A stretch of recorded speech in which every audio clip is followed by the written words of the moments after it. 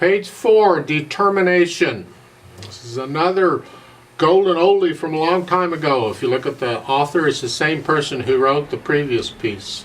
C major now, no sharps or flats. 4/4 time.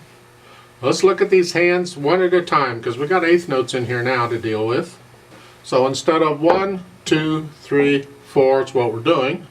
Like the first measure, quarter notes. 1, 2, 3, 4.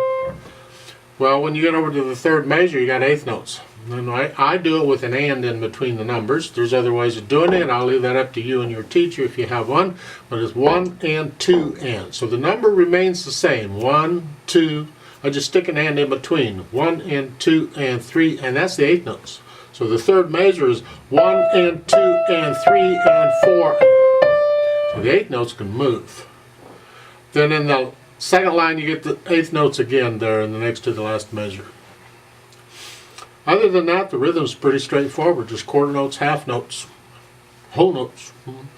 Left hand, you're starting out on middle C with the thumb, and it's just whole note. Just hold it down. Next measure, hold it down, and there's not a lot going on in the left hand. It's all just providing some harmony to the melody. The melody's in the right hand. That's what we want to hear.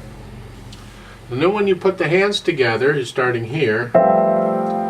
And 1, 2, 3, 4. 1, 2, 3, 4. 1 and 2 and 3 and 4 and 1, 2, 3, 4. See, I only do the ands when I need them. I don't do them all the time. Some people will count and all the time if they're there. I'm too lazy for that. So it's like in the second line, they would count and all the way through it. 1 and 2 and 3 and 4 and 1 and 2 and 3 and 4 and 1 and 2 and 3 and 4 and 1. I'm too lazy for that, so I only count hands where I need them. Now the melodies in the right hand, as I said before, we want to hear the melodies. You see at the beginning between the stabs there's an F forte or loud. That's the melody. You decide how loud it is. That's what we want to hear. Keep the left hand under it.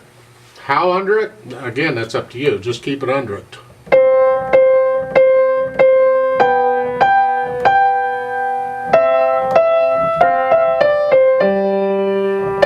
At the beginning of the second line, it's MP. Medium soft, moderately soft, mezzo piano, sort of soft. Not soft, just sort of soft. The left hand has to be softer than that, whatever that is. We want to hear the right hand. And then in the third measure, now you're loud again like you were at the beginning. So however loud you were at the beginning, that's where you're going to be at the end also. So once you decide how loud or soft loud is or soft is, you keep that through the whole piece. So all the louds are the same loudness and all the softs are the same softness, pretty much. There's exceptions. There's always exceptions. We won't worry about the exceptions right now. Now the tempo on this one is called moderato. If you look above the stabs at the beginning, that's a moderate speed, a medium speed. Again, it's a range. What do you feel kind of in, not fast, not slow, just somewhere in the middle? There's other tempo indications for somewhere in the middle, but generally there's a little less in the middle or a little more higher in the, just moderato. It's a moderato is a good walk. It's a, to me, that's my moderato.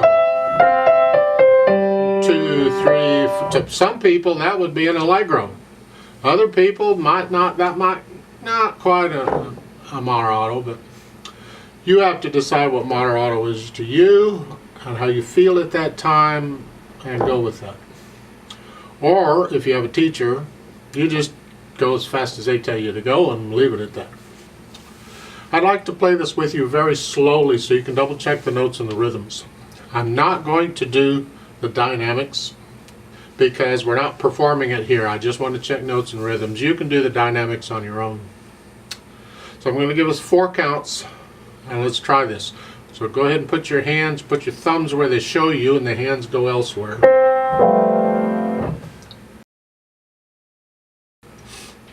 1, 2, ready, go. 1, 2, 3, 4. 1 and 2 and 3. 1, 2, 3, 4.